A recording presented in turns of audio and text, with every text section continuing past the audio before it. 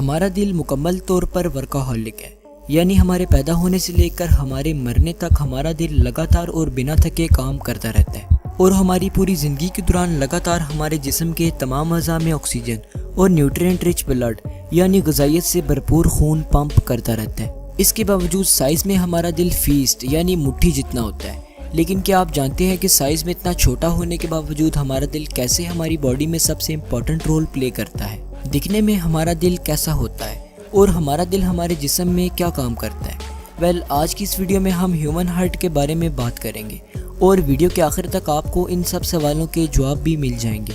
तो चलिए शुरू करते हैं। ये है हमारा दिल जो हमारे फेफड़ों के दरमियान मौजूद होता है और बाएं फेफड़े की जानिब थोड़ा सा झुका होता है। हमारा दिल एक डबल परत वाली झिल्ली में बंद होता है जिसे पेरिकार्डियम कहा जाता है, जो हमारे दिल की हिफाजत भी करती है। अब जान लेते हैं कि आखिर हमारे दिल के अंदर ऐसा क्या है कि ये हर वक्त धड़कता ही रहता है, कभी रुकता ही नहीं है। तो चलिए अब हमारे दिल को अंदर से देख लेते हैं। हमारा दिल एक वाल के ज़रिए से दो हिस्सों में लेफ़्ट साइड और राइट साइड में तकसीम हो जाता है, जिसे हम कार्डियक सेप्टम भी कहते हैं। हमारे दिल का दायां हिस्सा डीऑक्सीजनेटेड ब्लड से भरा होता है और दिल की बाईं तरफ ऑक्सीजनेटेड ब्लड मौजूद होता है और बीच में मौजूद ये दीवार यानी कार्डियक सेप्टम ऑक्सीजनेटेड और डीऑक्सीजनेटेड ब्लड को घुल मिल जाने से रोकती है। अब हमारे दिल की ये दोनों साइड्स दो चैम्बर्स में डिवाइड होती हैं। अपर चैम्बर्स यानी ऊपर मौजूद चैम्बर्स को एट्रियम कहा जाता है, जबकि लोअर चैम्बर्स यानी नीचे मौजूद चैम्बर्स को वेंट्रिकल्स कहते हैं। तो टोटल कुल मिला के हमारे दिल के 4 चैम्बर्स होते हैं और यही 4 चैम्बर्स हमारे दिल के मेन पार्ट्स होते हैं।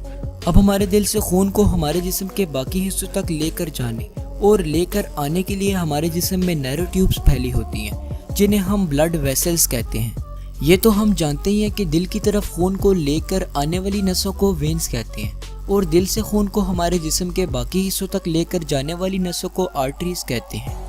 अब हमारे दिल का ये पाइप, जिसे सुपीरियर वेना कैवा कहते हैं, इसके ज़रिए से हमारे जिस्म के ऊपरी हिस्सों यानी सर और हाथ वगैरह से खून हमारे दिल में आता है और ये पाइप, जिसे इन्फीरियर वेना कैवा कहते हैं, इसके ज़रिए से हमारे जिस्म के निचले हिस्से यानी पेट और पाँव वगैरह से खून हमारे दिल में आता है।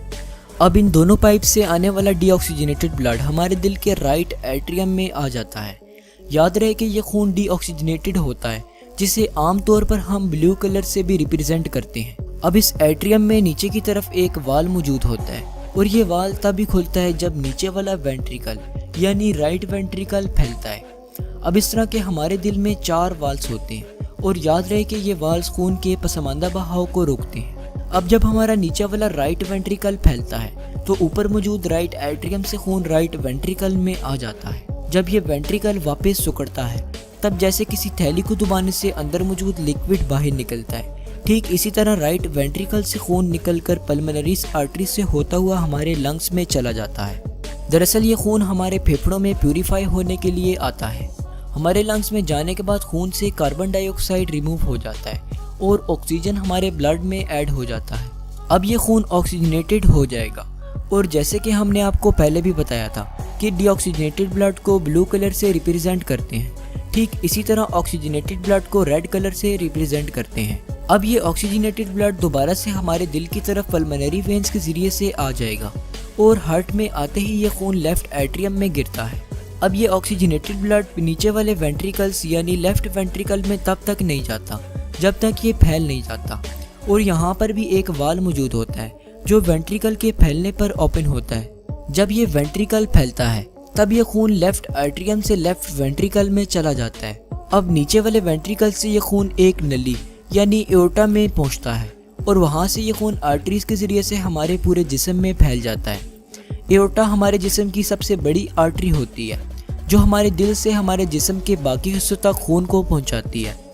अब ऑक्सीजन को ट्रांसपोर्ट कर लेने के बाद डीऑक्सीजनेटेड ब्लड हमारे दिल में दोबारा से जमा हो जाता है और ये साइकिल चलता रहता है। तो उम्मीद है कि आपको हमारे दिल के काम करने का मैकेनिज्म समझ आ गया होगा। अगर आप डिटेल्ड वीडियोस देखना चाहते हैं तो आप हमारी प्लेलिस्ट को फॉलो कर सकते हैं। शुक्रिया, अल्लाह हाफिज़।